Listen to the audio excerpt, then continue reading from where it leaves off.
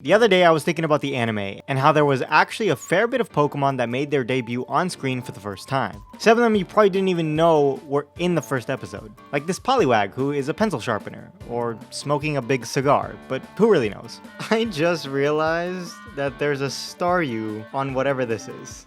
I wonder how many other Pokemon I'm missing.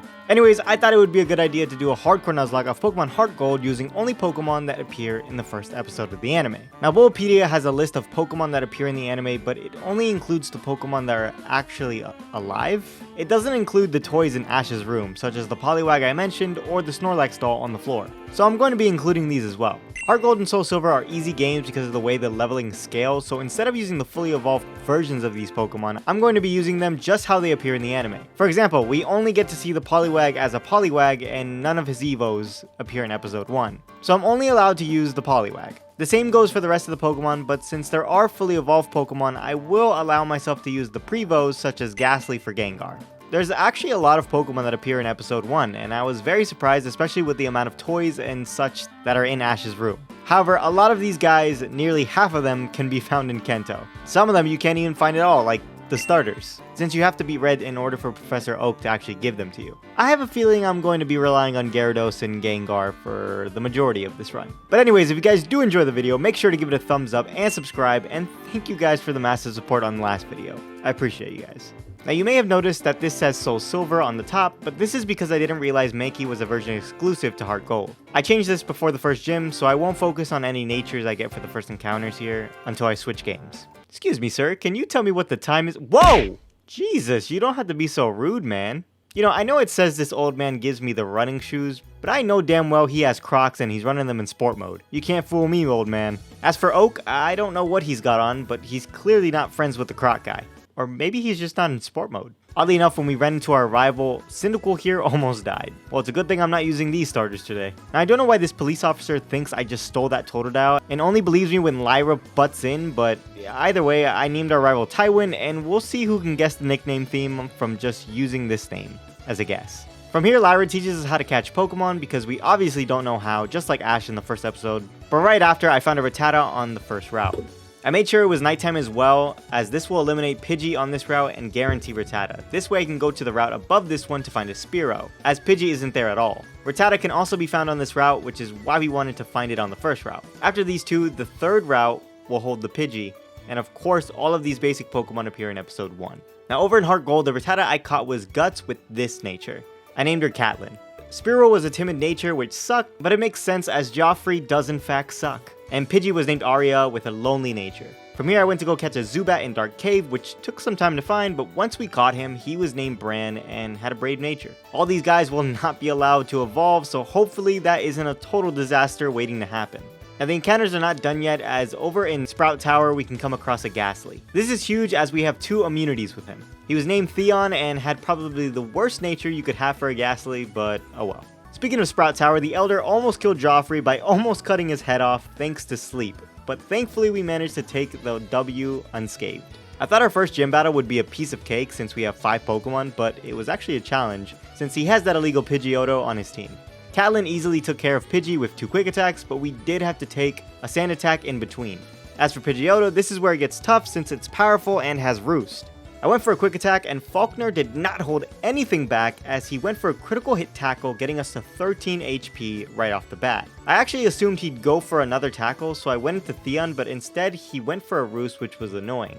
I then proceeded to Hypnosis, and it did hit to make this bird go to sleep. I did try to Spite for Roost, but it obviously failed because I'm dumb, and the following turn I got into Joffrey for free since he was still fast asleep. Then Joffrey traded Pecks and Gusts until he roosted at half, which means we did all that for nothing.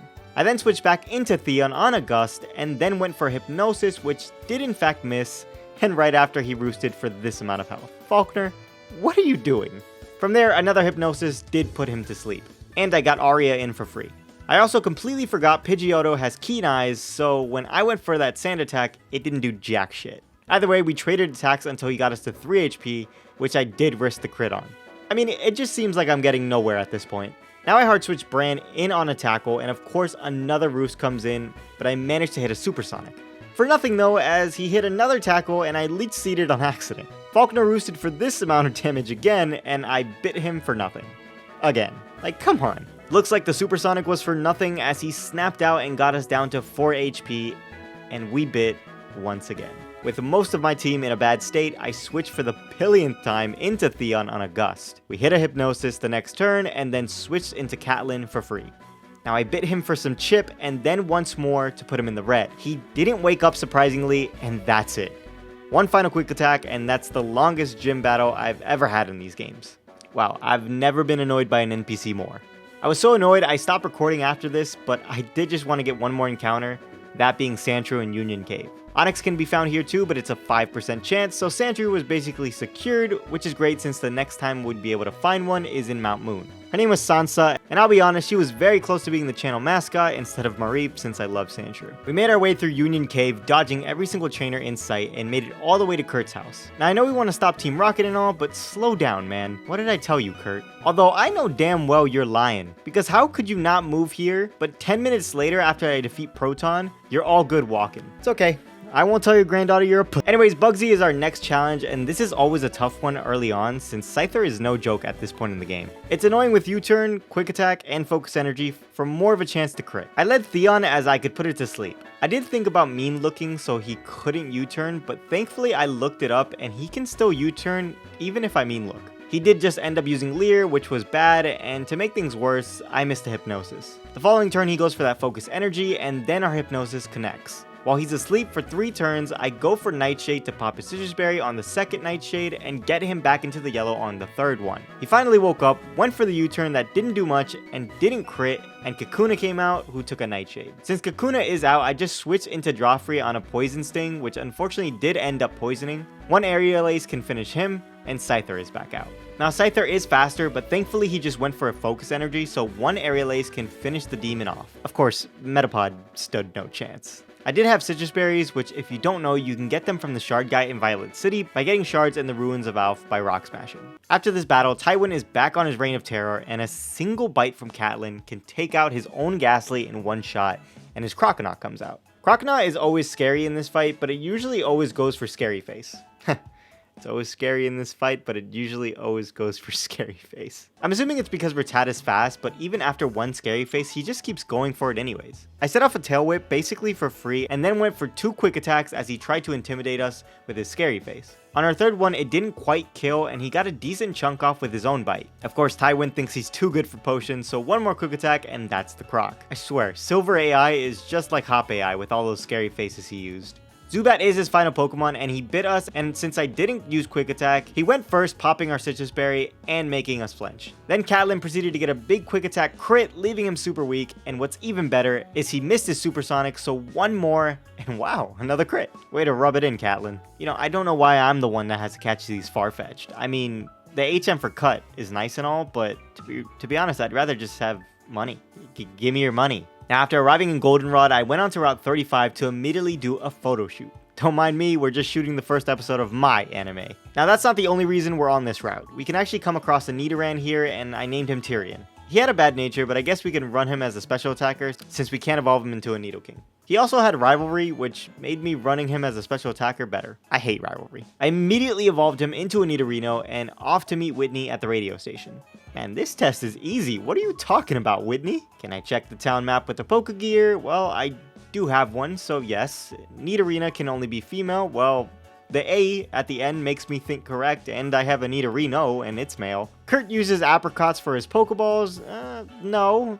The guy in the earlier route said apricorns. Magikarp can't use any TM.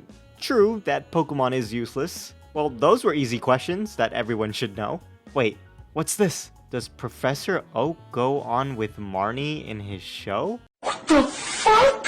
No! How am I supposed to know? I guess yes? Damn it! Now for our third gym fight, I had a good strat. I went to the department store on Friday, and with this we can try to get one of these 3 items at the drawing corner. We're looking for number 1, which will be the TM for Facade, and this is great because Rattata can take advantage of that with Stab and Guts. This did take some time, but it was worth it. It's worth mentioning that I EV trained Ghastly in special attack and speed, Rattata in attack and speed, Sandshrew in attack and defense, and Spearow in attack and speed. So yeah, Whitney starts off with this Clefairy as I went in with Sansa. I didn't think that Sansa's headbutt would do half, but that's the EVs kicking in. I wanted to do a little less because I need to get her low enough so that U-turn with Spearow gets us into Catelyn for free. But yeah, from here I just went for a sand attack as Sansa can tank all of her moves, and thankfully Metronome didn't go for a surf or something. Now I hard switch into Joffrey as this thing is -6 on accuracy. I used Pursuit to not do too much damage and then used it again, and thankfully it did not crit. Now she used a potion and I go for an aerial ace which will infatuate us. One more without a crit and she actually hits a leech life and a headbutt as we're immobilized by love. Snap out of it, Joffrey. Seriously, I was immobilized for like 6 turns in a row. It's just the Clefairy, man. Finally we hit it with a U-turn, take it out, and switch into Catelyn, which I poisoned with the Nidoran on the next route. Facade is not only stab and does 70 base power, but if I'm poisoned, it'll give the move a boost. And you know what else gives us a boost if we're poisoned? Our ability, Guts. A Facade will do half now as a Stomp doesn't crit and leave us in citrus range. One more Facade, and that's Whitney. Miltank actually has a base 100 speed, so even with speed EVs, there was a chance we didn't outspeed. Don't ask me why they gave the cow 100 base speed. I mean, someone's trolling at Game Freak. From here I went to the route next to Ekruteak to find a Mankey, and to my surprise, this idiot killed Bran. Like, come on, man, you ain't that special. But anyways, we caught her and named her Cersei. It's time for another Tywin fight, and this time I led Catelyn to take out Ghastly, turn 1 with a Crunch, and Magnemite is up. I may have forgotten that Dark was still resisted by Steel in this gen, but after that, I went into Tyrion on a Thunder Wave. No worries though, as our Quick Claw popped, almost killing the Magnet with Double Kick. Tywin did confuse us, so I swapped in the Rat once more on a Sonic Boom. Quick Attack can finish it off, and the big guns come out. This thing scares me every time. I actually went for a Sucker Punch, which was dumb since of course he used Scary Face. From there I went into Tyrion for free, and then I was trying to poison it with Poison Sting as he just kept using Scary Face. I also got paralyzed one turn and wasn't getting the poison. I tried one more time, risking the crit, but of course we ended up getting paralyzed, so now I have to switch. Up is Cersei, and she came in on a water gun. Thank God for Silver AI because I was able to get off a crit Karate Chop, and then he goes for that speed dropping strat again. I just stayed in and went for Seismic Toss twice as this thing's trainer is literally not doing anything to help him. Zubat again was no issue. Come on, Silver. You'd actually be hard right now if you just attacked with the Croc. Now this next gym is fairly easy as Catelyn literally just crunches everything in sight. Now I could just go catch a Magikarp right now, evolve it into a Gyarados, so that this gym is a piece of cake. But 1, I want to go get the shiny one in the Lake of Rage, cause why not? And 2, I kinda wanna see what Rattata can do here, since it's getting to the point where she's eventually going to die to something. Anyways, like I was insinuating for Morty, we can just take out every single Pokemon on his team thanks to Crunch. Although Gengar did give us a scare with Sucker Punch, but yeah, thank God for EVs to outspeed everything. Will you stop trying to evolve? I like your cute self. Speaking of evolutions though, Theon here evolved into a Haunter, so at least now we have some more power. For some reason I went to Mount Mortar looking for a Clefairy and obviously didn't find one for like 20 minutes because, well, I was thinking of Mount Moon. Yeah, I'm an idiot, I know. But we can still catch a different encounter, that being the Red Gyarados in the Lake of Rage. I was a little afraid of dying to this thing since it is level 30, but I was able to sand attack her as she Dragon Raged us, and then I went into Joffrey on an enormous bite. I can't live another one, so I switched hoping she'd miss, but of course she did get a Leer off. The following turn I tried to get a poison as she leered, but I didn't. And then she missed a Twister as our Poison Sting still didn't poison. Thankfully though, on the third one, we poisoned, and from there I chucked a Dust Ball at it since it was nighttime in my game. We finally caught her and we named her Khaleesi. Most people know Gyarados for being super OP, especially with Dragon Dance, but who cares? We're gonna need her. After this, I accidentally ran into Poliwag near Dark Cave, back in the earlier routes, because I wanted to see if I could get Doduo at this point in the game. I named this one Sam and proceeded to find a Doduo, but I completely forgot Tojo Falls was a thing, and yeah, we came all the way back here for nothing. Anyways, that Poliwag did have a bold nature, which sucked, but Water Absorb is nice, although how can I even pivot when it will most likely die from any move in the game? Well, enough getting sidetracked. I went all the way to Cianwood to get that potion for the Ampharos and Olivine, and while we're here, we might as well battle Chuck. But before that, we must interrupt his oh-so-intense training. I don't know how this makes you or your Pokemon get any stronger, but hey, I'm just here for a badge. Alright, so Chuck leads the Primeape, and I led our new beautiful Khaleesi. This is scary as it has Rock Slide, but I just went for a Surf that did a decent chunk to him as he double-teamed.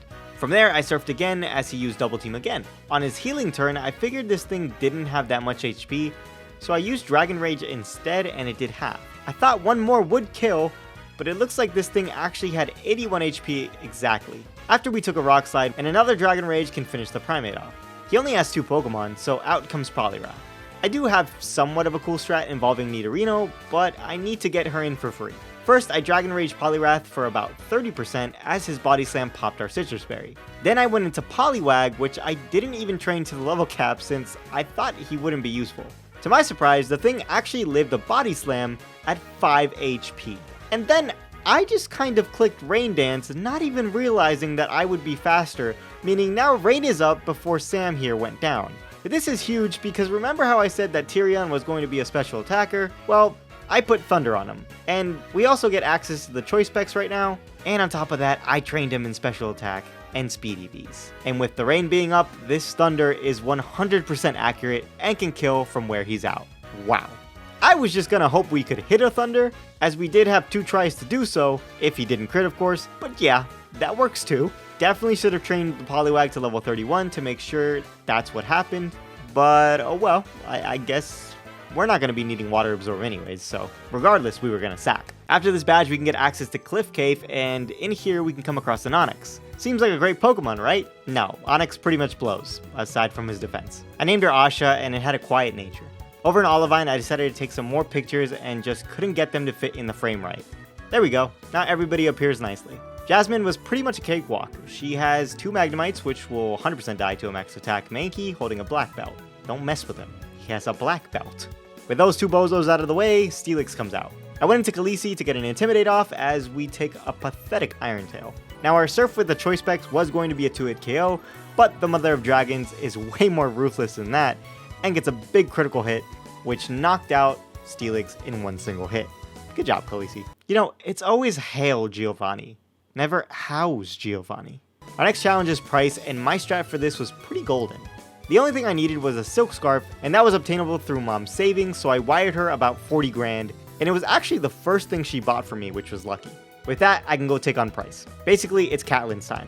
I, of course, went to go poison it, and a single Facade can take out Seal, no problem. Now, another Facade would take out Dugong in 1 shot, but for some reason, Piloswine comes out first. I think it's because it sees a kill on Rattata, but oh well. From here, I went into Khaleesi on a Blizzard. Luckily, we didn't get frozen, and a Surf the next turn can do over half popping his Citrus Berry. 1 more knocks it out, and then Dugong comes out. The battle would have been over by now, but what can you do? I know Tyrion can live in Aura Beam, so I went into him, and the following turn got a big Thunder off, and can you believe that didn't kill? We did live another Aurora Beam, and we ate our berry. The reason I couldn't stay in with Khaleesi is obviously we have a choice specs on, like I said, which was needed to 2-hit the Piloswine. Right now, Price is going for a potion, and I could go for another Thunder, risking the miss, but instead, I just went into Catelyn for free, outspeed, and a single Facade can wrap the fight up right there. I think it has the slightest chance of not killing, but I thought we were fine. I don't care what anybody says, this outfit is the best in the game by far. I'm gonna have a blast with this. So much for that. Honestly, the business with Team Rocket is so easy since everyone is scaled super low at level 20. This is because I think you can do it right after Morty, but yeah, all this was a breeze. Huh, so that's her name. How was I supposed to know that? Anyways, we made our way to the Goldenrod Tunnel where I can fight Tywin again. I didn't just realize this, but man, this is crazy. So if you pick Chikorita, he'll have a Quilava to make the battle easier for you, I guess. And well, it evolves at level 36, and his is 34. But I mean, that shouldn't matter since his Feraligatr is level 32, so they're not the same level. Why didn't they just make everybody level 36 and have all starters evolve no matter who you choose? That's insane, I don't know. Tywin leads that Golbat this time, and I go for Khaleesi. Since we have max attack, I'm sure this is going to kill. What? Alright, pretty surprising, but thankfully Tywin never uses potions. 1 Aqua Tail could take out Magnemite, 1 Bite for Haunter. For Feraligatr, I just stayed in to bite away as he can't do much to us, and he'll get confused from that Thrash, as well as Khaleesi having a berry. Once that thing is down, Sneasel wasn't an issue at all. Come on, go be a tyrant to somebody else, man.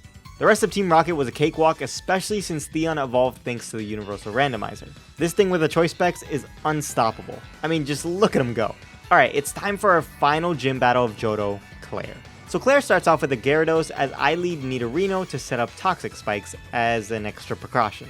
I'm only going to set up 1 as we can miss a Thunder here, but we hit it the following turn and I can't believe this thing lived. Now she does have a potion, so I go for another one and I actually missed. Come on, Tyrion. Thank God though, we hit another one and she just uses Dragon Rage, so we live another on 8 HP.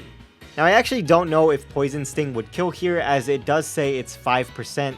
So I switched into Joffrey, who lived a bite, and now we can U-turn to get a free switch into Khaleesi. Now everything gets poisoned on entry, but again, this was more of a precaution like I said. Khaleesi can knock Dragonair out in one shot, and her second one comes out.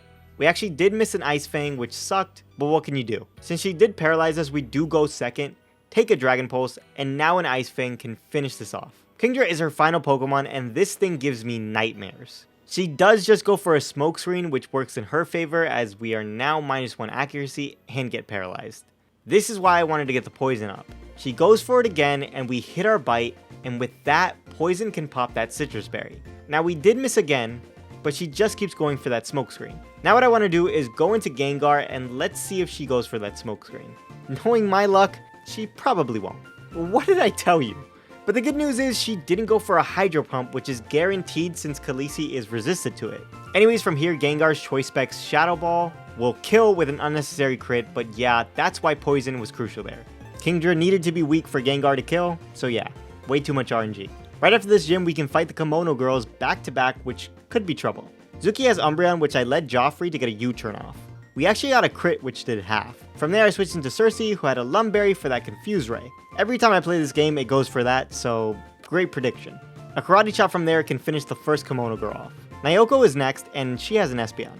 Same thing, we U-turn doing half, and then go into Khaleesi, whose bite can finish it off. Miki has a Flareon, which I just hard switched into Khaleesi, and you can imagine what happened there. Sayo has a Jolteon. Now obviously, it's going for that Thunderbolt, so I went straight into Sansa for free. From there, she does double team, so hopefully we can hit our dig. And we do, and one single dig can knock that out. Good job, Sansa. Kuni has that Vaporeon, and I just U-turned into Theon. Luckily, we baited Aurora Beam with Joffrey to not take that much damage. That way we can live a Surf, since I knew a Shadow Ball, even with Specs, wouldn't kill. Vaporeon is just that bulky. Not bad for Spearow leading there.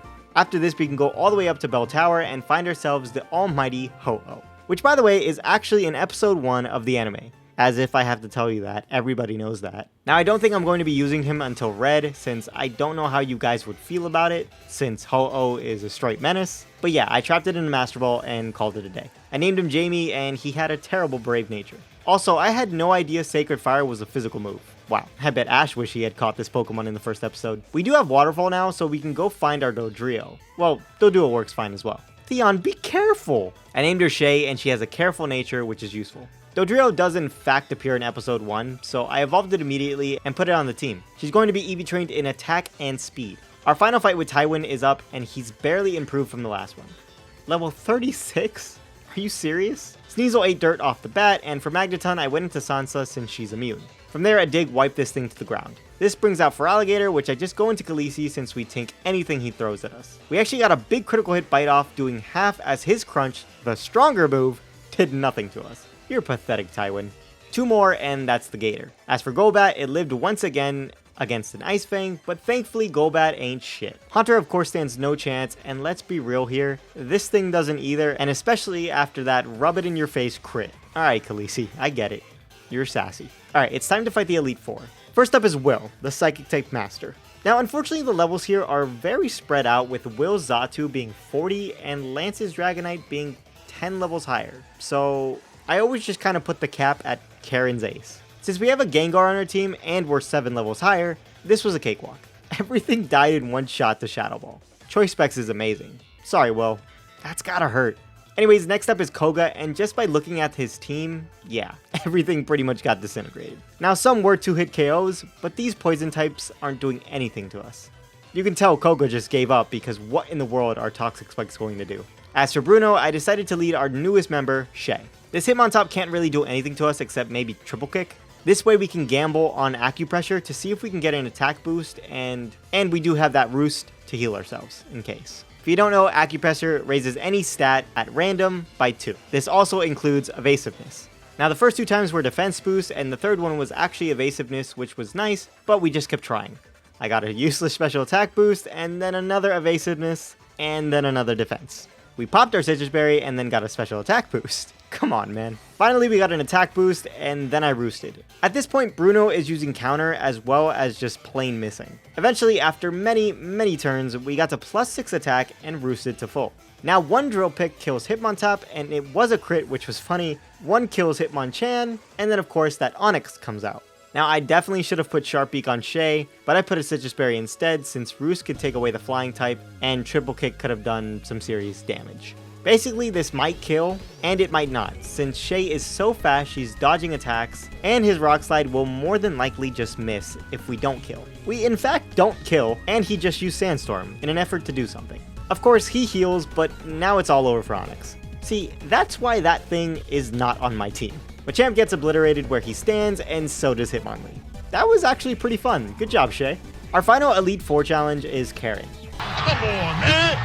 Khaleesi can get one Dragon Dance up, as I figured Umbreon would just confuse us, but she actually went for a payback. A classic Karen move. That being said, I went for another one as she double teamed. From there, I waterfalled and I figured it wouldn't kill, but I wanted to attack since she's double teaming me, which was the right choice as I just missed 2 in a row, and there was still a chance that she might use Confuse Ray. I hit another and leave her in the red. Thankfully, our last one hit, and that thing is taken care of. I did have a Lumberry, but of course, if she had confused us a second time, since we missed, that could have been bad. Everything else on her team just gets mopped to the floor. Yes, even you, Vileplume. Now, honestly, I'm not gonna lie to you, I did the same thing with Lance, only this time I have to set up to +5, and his own Khaleesi gets an Intimidate off, meaning I have to Dragon Dance 6 times. But I have a Citrus Berry, and I taught her Strength, as that'll be more powerful than Waterfall or Ice Fang with Gyarados. Lance just uses Dragon Pulse since it's his best move, and that does barely anything to us. He didn't crit, and on our third Dragon Dance, we pop our Citrus Berry. 2 more later, and now we're at +5 attack. We Strength, and Gyarados is down. He decided to send out Aerodactyl, which was dumb since that thing is totally dead. Now comes the Dragonites, and I would feel safe, but Ice Fang does have a 5% chance to miss. Let's hope for the best. Our first one hits, and the first one goes down. Second one hits, and that also goes down. Third and most powerful is out, and let's go! Our Ice Fang connects, and that's that. Of course, Charizard, despite being the fan favorite, stands no chance against the mother of dragons. Now, it's worth mentioning, I have no idea why I went to +5 attack, since it probably would have been just fine to use 3 Dragon Dances, get to +2, do half to Gyarados, and that way we really don't risk dying. But yeah, I didn't think of that. I was just thinking of killing the Gyarados in one shot. Yeah, Gyarados is way too overpowered, but now we can go to Olivine City where we can take the SSN to Kanto. So the way that Kanto is set up is that every gym leader likes to do whatever they feel like. Sabrina has 3 Pokemon while others have like 4 or 5. And what's weird is we first arrive in Vermilion, but technically Lieutenant Surge is our second Kanto gym fight per the level cap, and Janine would be the first since her ace is level 50. So this means I have to run all over to fight them in order. Ah, look, our next encounter. Looks ready to fight to the death. Now I could go get a Voltorb as he's pretty close to here, but there's really no reason as Pikachu is just better. I arrived in Fuchsia City pretty quick, and then I remembered I needed Psychic, so I went back to Saffron and got it. This way I could teach it to Gengar and just fully sweep. I've played this game so much that I just know which Janine is the real Janine. Now, I didn't just speed up this footage in post, I literally played it like this because I knew he'd just sweep everything. Fastest gym battle of my career. Bye, Janine. Now, Lieutenant Surge is next, but I wanted to get our next encounter, that being Snorlax. In order to do this, I just did the quick generator mission and came right back to use the radio to awaken old Grumpy. After some time of weakening him and putting him to sleep, again, I guess? I mean, his eyes already look shut to me. We caught him. I named this one Hodor, which is very fitting. Unfortunately, we didn't get Thick Fat, but it's whatever. From here, I went to go catch Ash's best friend, Pikachu. Holy crap, it has a light ball attached. That saves me a ton of time. It had a terrible nature, but it's fine. I named him Jon Snow. I EV trained him in special attack and speed, and for Hodor, he had attack and defense, since he lacks in defense. And well, we needed some bulk on the team. Alright, after years of the team being in shambles, we're looking good now. I'm not gonna go catch Clefairy since I don't think I'll be needing one. Anyways, back to what I was doing. Lieutenant Surge. Alright, that puzzle was way too easy this time. Didn't have to fight a single trainer. Seems like it's foreshadowing this battle. I mean, I'm not even gonna need the level cap. Raichu, dead. Electabuzz, dead. Electrode, dead. Second Electrode, dead. And Magneton, Magna dead. Bro, not a single one of his double teams helped him. Don't ever underestimate the power of Hodor, the Snorlax. By the way, I just now realized that I never changed Haunter on the layout when he evolved. I'm so sorry, buddy. Now, I would have just led Pikachu for a fight with Misty, but she does have a Quagsire, so I don't want to deal with that. Instead, Khaleesi is just going to Dragon Dance away turn 1. Or I would have, but this thing disabled my D-Dance. Damn it. I was only able to get one off, and I just killed this thing with 2 shots, as her Psychic actually did get a special defense drop on us. Misty did miss a big sing on her Lapras, while our Strength did under half of her health, but of course the following turn, after getting her to the red, she puts us to sleep. On her healing turn, we just can't wake up. But the Mother of Dragons won't stand for that and woke up right after, getting to +3 attack. She did retaliate with an Ice Beam, doing loads of damage, popping Khaleesi's Citrus Berry. As long as she doesn't crit or, well, I guess sing, we'll be fine. Misty, come on now. Don't be stupid.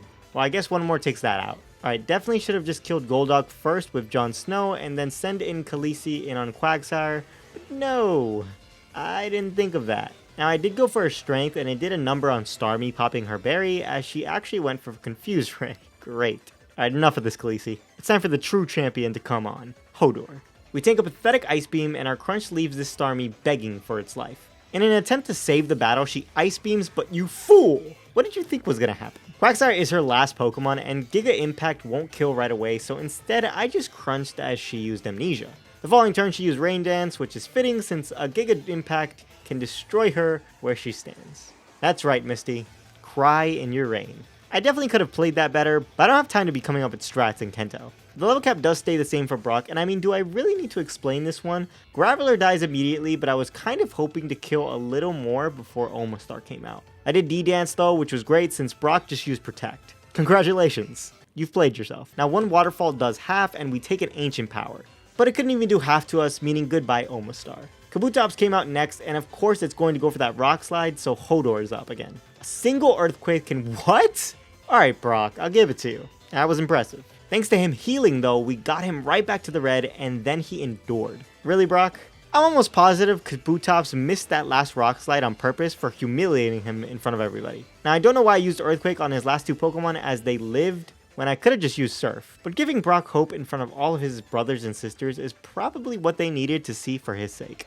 Now I might as well use Hodor for Sabrina as well, since we do have Crunch and he's a special wall. We tank hits from these guys all day. Espeon couldn't live a single Crunch, neither could Mr. Alright, the game's trolling me now. Mr. Mime of all things lives. How much you want to bet I'm going to get a max roll? Oh, come on!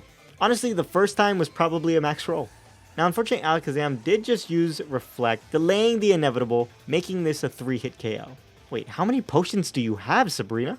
Did she really just use 3 potions on us? Jeez, man. And you almost killed Hodor? All because of some wimpy Reflect. Now, I don't want to hear anybody in the comments saying anything about how I'm always using Reflect in Light Screen. You know, it's a good thing they changed this guy's dialogue in the remakes. Man was out here as devious as Master Roshi himself. Now, Erica is a gym leader that I really don't have to explain anything. It was a straight massacre with Shay. They didn't even get a look at her. As much as Blaine is dope for having this gym inside this little cave, it doesn't mean shit if you can't stand a chance with these 3 pathetic Pokemon.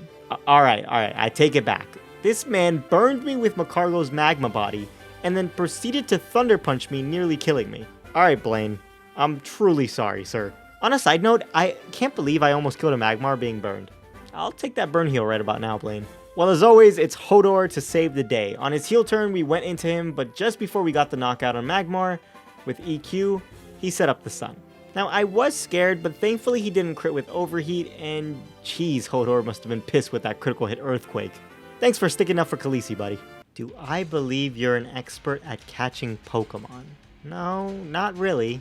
If I were younger, I'd show you a thing or two.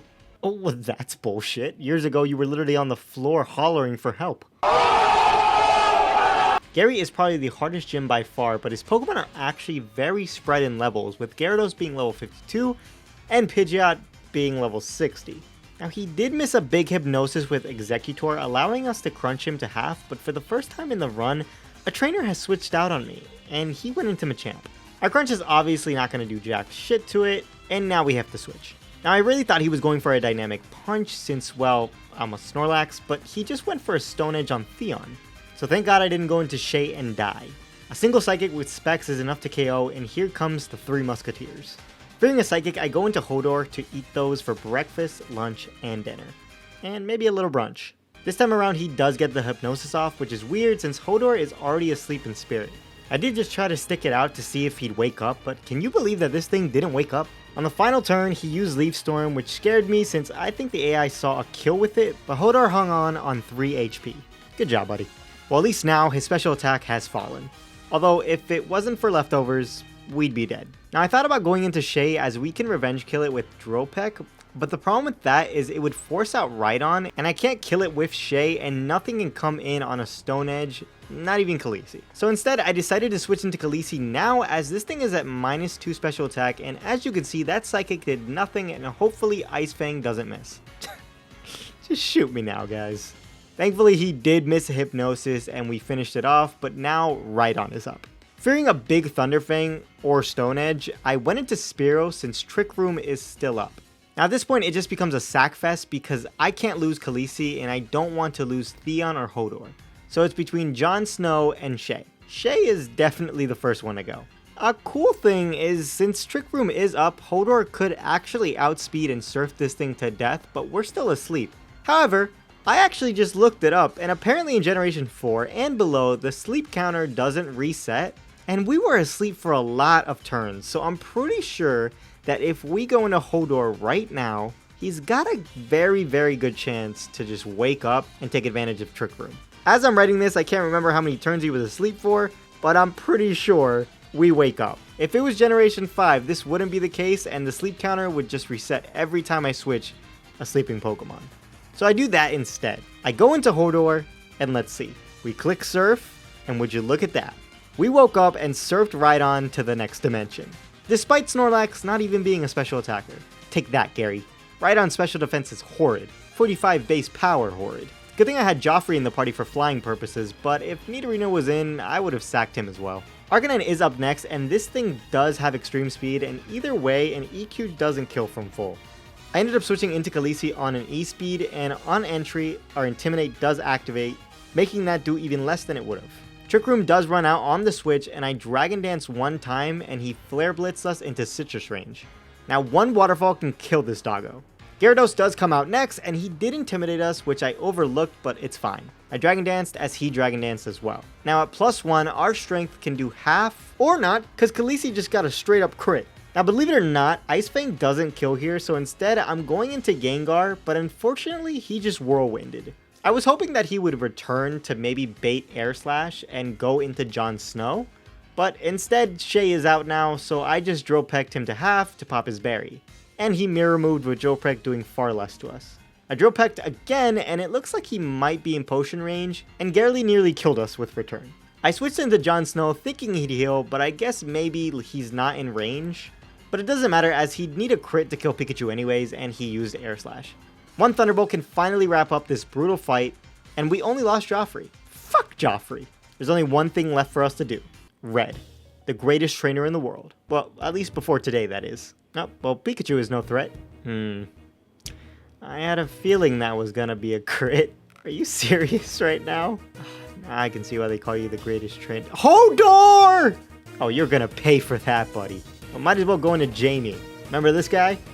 Caught all the way back, like 8 gym badges ago. I'm pretty sure what he sends out is based off what I send out first, so obviously Blastoise came out. Now I have to go into Khaleesi since she's the only one. We Dragon Dance one time as he Blizzard us into Citrus range. Then a second one as we take another Blizzard. Now I can Strength for big damage, but it's only half since we're probably dead after this. Damn. Regardless, I think it's Khaleesi's time to go, so yeah. You did well, girl. Alright, now we can get in Jon Snow for free, and honestly, I killed Khaleesi on purpose. I probably should have Charge Beam on the heal turn, but I just used Thunderbolt, and you can see what happened with that. Venusaur is up next, and I straight up go into Jamie on a Sludge Bomb, which did in fact poison us. I was going to go into Theon, but Jamie should probably get some action. A single Sacred Fire burns the poor frog into ashes, and the hail ends up popping our berry. Lapras is out, and I just went for Sacred Fire, trolling this man as his brine did actually nothing. This goes to show how strong a Ho-Oh is. By the way, I did not EV train this thing for obvious reasons. Jamie served his purpose, so I just used Sacred Fire, and would you look at that? It actually got a max roll. Now with Hail plus Poison, we do in fact die, which means we get a free switch now. I went into Theon to force Snorlax out so that I could put him to sleep. We did miss the first one and took a blizzard, but the second one we did connect. From here I hard switched into Cersei, and thankfully he didn't wake up. Now we troll Red even more and kill his Snorlax in one hit with a big close combat coming from this tiny ass Mankey. How's that feel, dude? Now I should have taught her Rock Slide, but oh well. Cersei dies a noble death, and now Jon Snow can come and revenge kill to wrap this whole run up. Goodbye Charizard, and goodbye Red.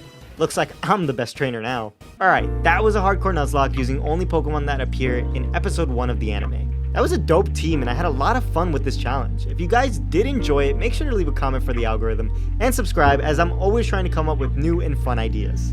Anyways, love you guys, bye!